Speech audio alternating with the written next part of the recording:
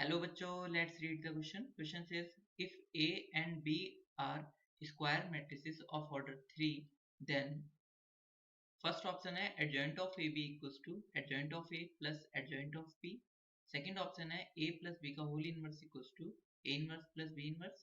Third option है AB equals to 0 matrix implies determinant of A equals to 0 और determinant of B equals to 0. Third option है AB equals to 0 matrix implies determinant of A equals to 0 and determinant of B equals to 0. इस question को करने के लिए हम इसका की कॉन्सेप्ट समझते हैं. तो इसका की कॉन्सेप्ट है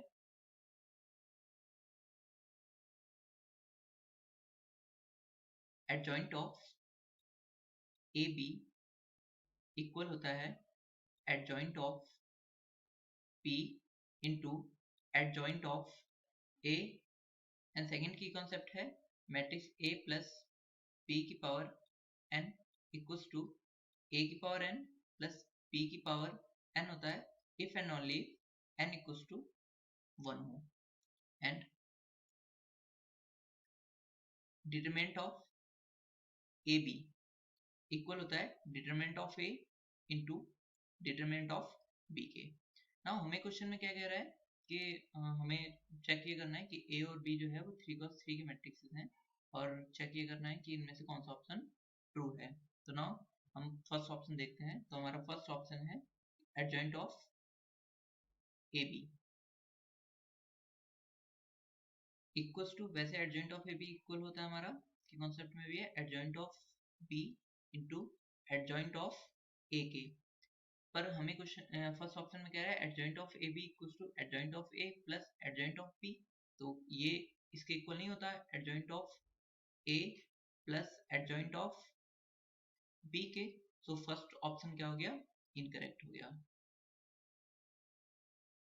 नाउ हम सेकंड ऑप्शन चेक कर लेते हैं. सेकंड ऑप्शन क्या कह रहा है, सेकंड ऑप्शन कह रहा है कि A प्लस B की power whole inverse equal to A inverse plus B inverse. और हम की कॉन्सेप्ट से हमने क्लियर है कि A प्लस B की power n equal to A की पावर n प्लस B की पावर n तभी होता है जब n इक्वल टू 1 हो. तो सेकंड ऑप्शन भी हमारा की कॉन्सेप्ट से क्या हो गया, इनकरेक्ट. नाउ हम चेक कर लेते हैं अपना थर्ड ऑप्शन. तो थर्ड ऑप्शन क्या है हमारा, थर्ड ऑप्शन कह रहा है A B equal to 0 matrix. तो होगा क्या कि डिटरमिनेंट ऑफ ए बी कितना हो जाएगा, यहाँ से डिटरमिनेंट ऑफ ए बी होगा डिटरमिनेंट ऑफ 0 मैट्रिक्स जो कि 0 के इक्वल हो जाएगा. और डिटरमिनेंट ऑफ ए बी क्या होता है, determinant of A into determinant of B. तो दो नंबरों का प्रोडक्ट जो है वो 0 कब आता है, जब दोनों में से कोई एक 0 हो. तो ये इंप्लाइज करता है डिटरमिनेंट ऑफ ए या तो 0 होगा या और डिटरमिनेंट ऑफ बी 0 होगा. तो थर्ड ऑप्शन में हमारा ये जो है ये करेक्ट हो जाएगा. एंड फोर्थ ऑप्शन में क्या कह रहा है कि डिटरमिनेंट ऑफ ए और B matrix A B equal to 0 है. ये इंप्लाइज करता है कि डिटरमिनेंट ऑफ ए 0 हो और डिटरमिनेंट ऑफ बी दोनों ही 0 हो. तो ऐसा जरूरी नहीं है. सो करेक्ट ऑप्शन से इस option number C, A B equal to 0 implies determinant of A equals to 0 or determinant of B equals to 0. Hope you understood it well. Best of luck. Thank you.